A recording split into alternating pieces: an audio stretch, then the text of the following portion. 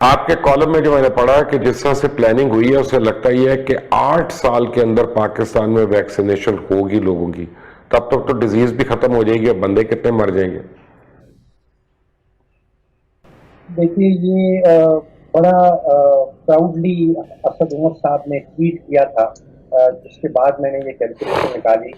انہوں نے یہ انداز میں یہ کہا کہ دیکھیے اب ہم 1 لاکھ ٹیکے روزانہ کے لگا رہے ہیں. اب 22 کروڑ پاکستانی رہتے ہیں. پہلے تو یہ بات ہے کہ ہمارے پاس اس وقت ٹوٹل تعداد جو ٹیکوں کی آئی ہے وہ تقریباً ساری کی ساری آپ سمجھے خیرات میں آئی ہے، اور وہ 40 لاکھ سے زیادہ نہیں ہے. اب ہم کہہ رہے ہیں کہ ہم نے 22 کروڑ پاکستانیوں کو ٹیکہ لگانا ہے. 1 لاکھ ٹیکہ اگر ہم روز کا لگاتے رہیں اور یہ پرسیوم کر لیں کہ ہمیں بے تحاشا سپلائی بھی رہے گی، تو پھر بھی ہمیں کوئی 8 سال لگ جائیں گے. اب ایک ٹیکنیکل معاملہ ہے مبشر صاحب، اس میں ہوتا یہ ہے کہ اگر آپ اتنی دیر انتظار کرتے رہیں تو جو وائرس ہے آپ کے ملک کے اندر وہ میوٹیٹ ہو جاتی، وہ اور بھی خطرناک بن جاتی ہے، اور پھر جن لوگوں کو ٹیکہ لگ چکا ہوتا ہے وہ بھی محفوظ نہیں رہتے، اس نئے جو میوٹنٹ ورژن سامنے میں آ جاتا ہے. تو ہمیں جلد سے جلد جو ہے وہ ایٹ لیسٹ 40 سے 50% اپنی آبادی جو ہے اس کو ٹیکہ لگانا ضروری ہے.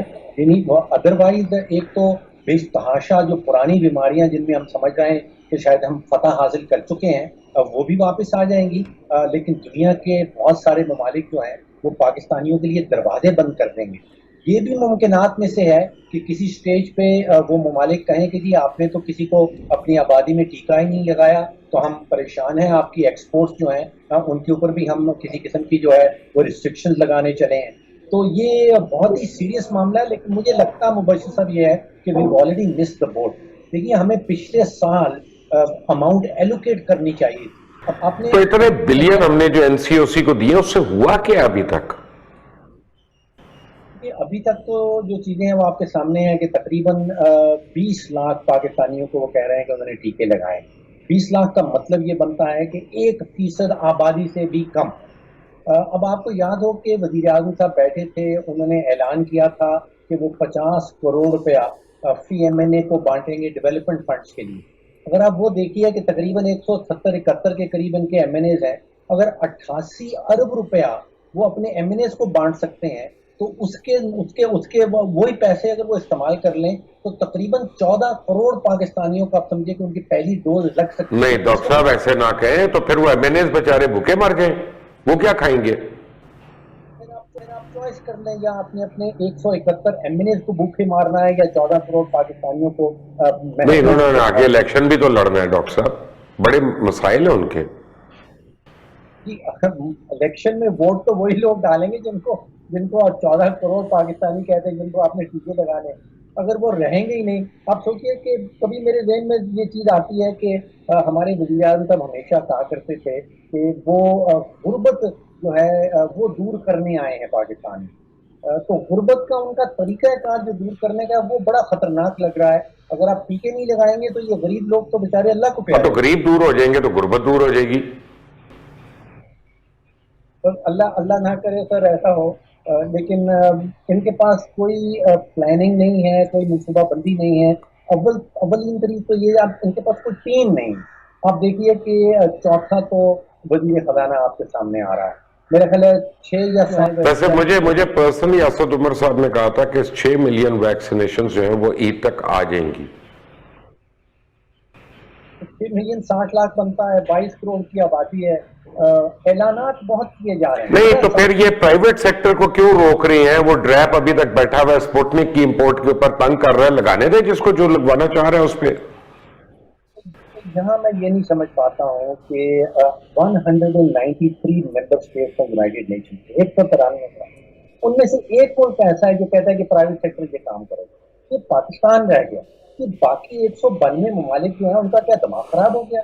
ان کی حکومتیں جو ہیں وہ یہ اپنی ذمہ داری لے رہی ہیں کہ یہ کام تو حکومت کے کرنے کا ہے، اور ہم یہاں پہ یہ پرپوزل دیتے ہیں کہ یہ پرائیویٹ سیکٹر کرے گا. یہ ذمہ داری حکومت کی بنتی ہے. حکومت کو پچھلے سال خاص طور پہ مختص کرنی چاہیے تھے، ارب روپیہ مختص کرنا چاہیے تھا، اور ان کی ادویات بک کروانی چاہیے تھی. اب یہ ہو گیا ہے کہ بڑے بڑے ممالک نے فارماسیوٹیکل کمپنیز کی اگلی کئی سال کی پروڈکشن جو ہے وہ بک کروا لی ہوئی ہے. اب ہمیں کون دے گا؟ ہم بیٹھے ہیں یہاں پہ خیرات کے انتظار میں یا کوئی معجزہ ہو جائے. اچھا ڈاکٹر صاحب یہ بتائیے گا کہ یورپین یونین نے جو ریزولوشن پیش کی ہے اس کا کیا امپیکٹ ہو سکتا ہے پاکستان پہ؟ میں دیکھ رہا ہوں ہمارے میڈیا میں آئی تھنک پوری طرح شاید سمجھ نہیں پا رہے ہیں. پہلی بات تو یہ ہے کہ جو EU پارلیمنٹ ہے وہ فیصلہ ساز ادارہ نہیں ہے. وہ کہتے ہیں کہ وہ پولیٹیکل ڈیزائر شو کرتا ہے، یعنی کہ وہ اپنی سیاسی خواہشات جو ہیں یورپین یونین کے، وہ اپنی سیاسی خواہشات آپ کو دکھا رہا ہے کہ بھائی آپ نے اپنے ملک کے اندر جو قائد و قوانین بنا رکھے ہیں وہ درست نہیں ہے. یہ آپ کو وہ ایک سیاسی پیغام دے گا. اب پیغام بڑا سیریس ہے کیونکہ ایک تو یہ دنیا بھر میں لارجسٹ جس کو کہتے ہیں ٹرانس نیشنل ڈیموکریٹک باڈی، یعنی کہ یہ منتخب باڈی دنیا بھر میں ٹرانس نیشنل کے یہ سب سے بڑی، کوئی 37 کروڑ سے زیادہ اس کے اندر ووٹر آتے ہیں. اور آپ دیکھیے کہ کوئی 680 یا 681 ممبران جو ہیں انہوں نے اس کے حق میں ووٹ دیا ہے. تو یہ ہمیں پیغام رسائی ہو رہی ہے اس اسٹیج کے اوپر کہ بھیا اپنی درست جو ہے اپنی سمت جو ہے وہ درست کرو، ورنہ آپ کے ساتھ ہمارے جو 13 ارب ڈالر کے تجارتی تعلقات ہیں وہ خراب ہو سکتے ہیں. اس سٹیج پہ یہ سفارتی ناکامی ہے پاکستان کی بہت بڑی. اب یہ ریزولوشن آپ اندازہ کیجئے پچھلے کئی ہفتوں سے یہ یورپین ممالک جو ہے یہ آپس میں ڈسکس کر رہے ہیں، اس میں ایڈیشن ہو رہی ہے، سبسٹریکشن ہو رہی ہے. ہمارے سفارتکار جو ہیں وہاں بیٹھے ہوئے یورپین ممالک میں وہ کیا سوئے ہوئے تھے؟ ان کو پتہ نہیں، ان کو تو پتہ ہی اخبار سے پتہ چلا ہے. آپ سوچئے وہ بیچارے تو رمضان منا رہے تھے. سفارت خانوں کا کیا کام ہے وہاں پہ اگر ان کو یہ بھی نہیں پتا چل سکا کہ ایک ایسی ریزولوشن جو پاکستان کے اوپر خاص طور پہ ٹارگٹ کرنے والی ہے وہ سامنے آنے والی ہے. اچھا تو پہلی بات تو یہ ہے کہ یہ لیگلی نان بائنڈنگ ہے. EU پارلیمنٹ کی جتنی بھی ریزولوشنز آتی ہیں وہ قانونی طور پہ لازم نہیں ہے کہ ان کے جو 27 ممالک ہیں اس کے اوپر عمل درآمد کریں. ان کا جو فیصلہ ساز ادارہ ہے وہ کہلاتا ہے کاؤنسل آف منسٹرز. اب عین ممکن ہے کہ یہ والی ریزولوشن جو ہے یہ کسی وقت کاؤنسل آف منسٹرز کے پاس پہنچ جائے، پھر وہ جو فیصلہ کریں گے پھر آپ دیکھیے گا کہ پھر ہمارے معاشی جو مفادات ہیں ان کے اوپر ایک گہرا تب تک عید گزر چکی ہوگی، ہو سکتا ہے ہمارے سفارت خانے جاگ جائیں. اب وہ سفارت خانے سے معاملہ جو ہے وہ آگے پہنچ گیا ہے. اب یہ EU پارلیمنٹ سے آگے جا کے کہیں کاؤنسل آف منسٹرز کے پاس یہ معاملہ جو ہے وہ پہنچ جائے گا.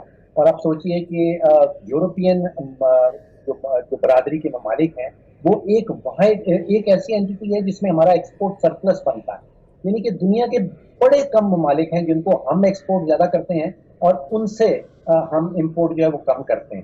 یہاں پہ ہم تقریباً 8 ارب ڈالر کی ایکسپورٹ کرتے ہیں یورپین EU کے ممالک کو اور صرف 5 بلین کی وہاں سے امپورٹ آتی ہے. تو 3 ارب ڈالر کا سالانہ پاکستان کو سرپلس آتا ہے. یہ بڑے غور کرنے کی بات ہے کہ دنیا میں جتنے ممالک ہیں ان میں سے چند ایسے ہیں جن سے ہم کو ایکسپورٹ سرپلس آتا ہے، ہم تقریباً سبھی سے نقصان کرتے ہیں. تو یہ بڑا غور کرنا ہوگا اور یہاں پہ ہمیں بڑی زبردست قسم کی کوئی پالیسی سامنے نہ آ رہی. تو غور تو ابھی فائنانس منسٹر کر رہے ہیں IMF کو ساری ڈیل کو ری وزٹ کرنے کا، یہ کیا ہوگا؟ یہاں پہ مبشر صاحب آپ سوچئے کہ یہ کوئی یا دھوکہ نہیں چل رہا. یہ 22 کروڑ پاکستانیوں کا ایک ملک جو ہماری حکومت معاشی پالیسی بنائے گی اس کا امپیکٹ ہوگا 22 کروڑ پاکستانیوں کے مستقبل کے اوپر. ہم اس کو ایسے چلا رہے ہیں جیسے کوئی دکان یا کوئی دھوکہ ہے. جب آپ ملک کو چلاتے ہیں، جب آپ نے معاشی پالیسی کو چلانا ہے تو وہ اس کا ایک کہتے ہیں پروجیکٹ لائف سائیکل. سب سے پہلے آپ ایک ٹیم تشکیل دیتے ہیں، ایک قابل ٹیم بیٹھتی ہے، پھر منصوبہ بندی کرتی ہے دوسرے فیز کے اندر، پھر تیسرے فیز کے اندر اس منصوبہ بندی کے اوپر عمل درآمد ہوتا ہے، اور پھر چوتھے فیز میں کہیں جا کے نتائج سامنے آتے ہیں.